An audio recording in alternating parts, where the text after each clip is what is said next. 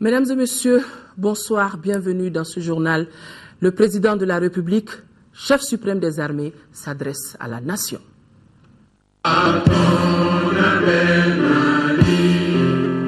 Pour ta prospérité, fidèle à ton destin, nous serons tous réunis.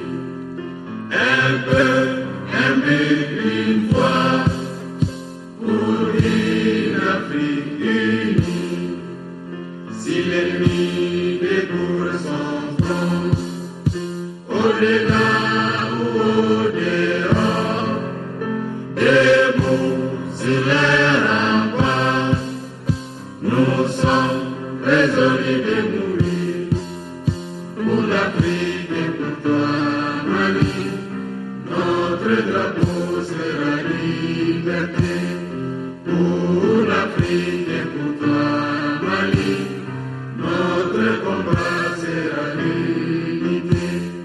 Oh Mali d'aujourd'hui, oh Mali de demain, les champs fleuris d'espérance, les cœurs vibrent de confiance.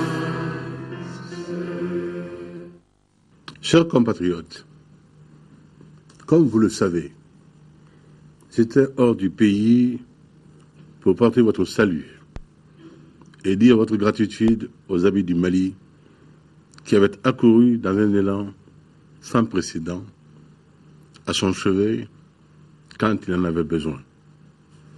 À New York, à la faveur de la 68e Assemblée générale des Nations unies, j'ai dit votre estime à la communauté internationale. J'ai surtout annoncé le retour du Mali sur la scène mondiale. Un Mali qui a tiré les leçons de sa crise et qui est déterminé à être un partenaire sûr du monde. Parce que sa glorieuse histoire l'y invite. Parce qu'il est fondateur de civilisation. Et parce que je ne me méprends pas sur la signification du vote qui me vaut le redoutable et insigne privilège de parler au nom du grand peuple que vous êtes.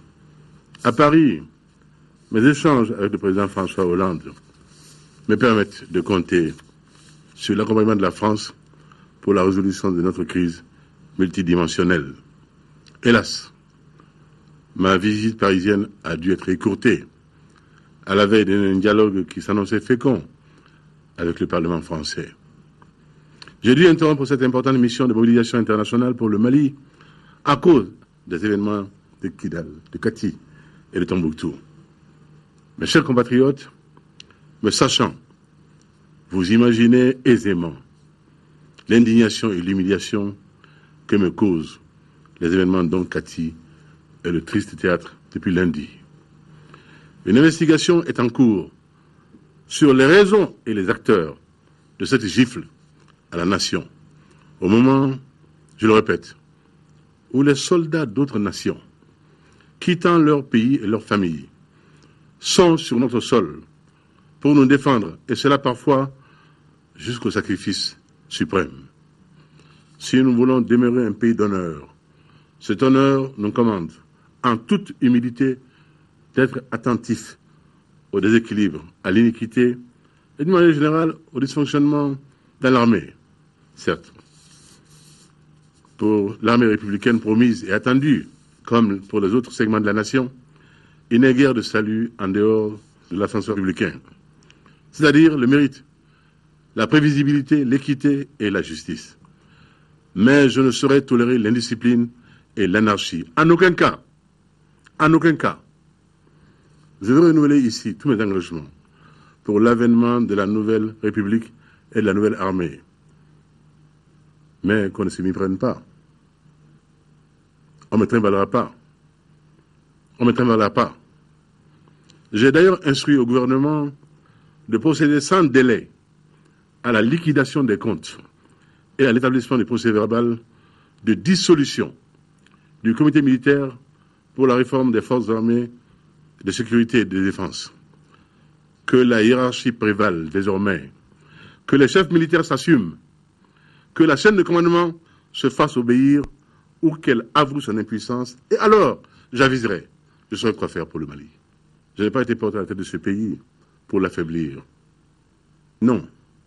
Pour le trahir. Non. Pour le piller. Non. En faire la risée du monde que non. Ou le laisser aller à la dérive. Je suis là pour servir avec foi, ardeur et détermination constante ce peuple qui m'a fait confiance. Une confiance totale et sans faille. Et je ne trahirai pas. Rien ne me divertira de mon devoir. Aucun danger, aucun risque, aucune intrigue. L'état de droit, le pays porteur des plus belles opportunités, ne sera pas facile à construire. Mais pour qu'il soit demain, il faut que nous en posions le socle dès aujourd'hui. Je n'ai pas promis non plus un pays clé en main, vous le savez. Mes chers compatriotes, tant que je resterai investi de votre confiance, j'assumerai mes très hautes fonctions dans la dignité, en toute sérénité et avec une inébranlable détermination, que nul n'en doute. Je le redis, et je veillerai à ce que cela soit. Je le redis aux auteurs des événements honteux de Kati. Il suffit, Kati ne fera plus peur à Bamako. En tout cas pas à Koulouba. J'en tiens l'engagement devant le peuple malien aujourd'hui. Mais je le dis également à ceux qui, à Kidal, continuent le chantage, la violence et la violation de l'accord du 18 juin, dit accord préliminaire signé à Ouagadougou. Nous avons eu suffisamment d'illustrations aussi que l'État central n'est pas celui de nos voeux. Nous avons voulu, avec la réforme de la décentralisation, que je peux qualifier de réforme majeure de la Troisième République, nous avons voulu remettre les communautés au centre et à la fin de nos politiques. Je travaillerai sans relâche à la stratégie d'un développement local qui rendra Kidal, Tombouctou, Gao, Moti, Koulikoro, Ségou, Kaï, Bamako en responsabilité totale de leur développement dans un État éclairé, riche, pertinent et fier de sa diversité. Les États généraux de la décentralisation instamment attendus tireront toutes les leçons de notre dispositif de gouvernance en faisant appel à toutes les compétences internes et externes, internationales. C'est une opportunité irremplaçable pour évaluer le passé et projeter un futur inclusif. Ma main reste tendue. Laissons de côté, chers frères, la Kalachnikov, qui n'a aucun avenir, et venons à ce dialogue. Je prends à témoin la communauté internationale.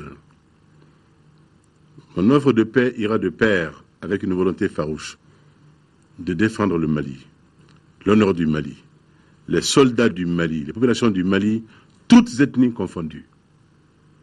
Les corps déchiquetés, les maisons effondrées, les mêmes horreurs qui peuplèrent le passé récent doivent cesser.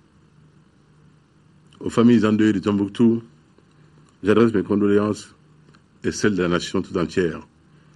Pour les blessés de Tombouctou et de Kidal, je prie pour leur prompt rétablissement. Enfin, à vous tous, compatriotes, amis et partenaires du Mali, je redis avec force, notre peuple n'aspire qu'à vivre en paix, mais une paix dans l'honneur et dans la dignité. Notre peuple n'aspire qu'à son développement pour être enfin contemporain de son siècle. Vive la vaillante armée nationale du Mali, qui ne saurait jamais être une armée sans honneur. Non, l'armée du général Soumaré ne sera jamais celle-là. Dieu veille sur le Mali éternel, vive le Mali.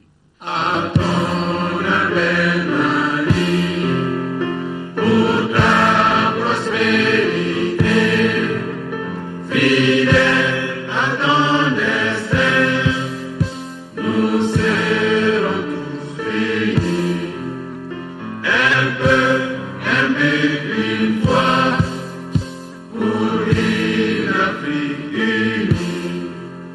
Si l'ennemi découvre son front, au-delà ou au-dehors, debout sur les remparts, nous sommes résolus de mourir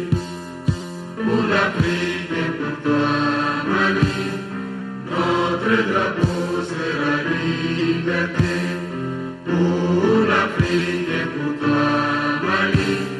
Notre combat sera l'unité. Oh Mali d'aujourd'hui, oh Mali de demain. Les chants fleurissent des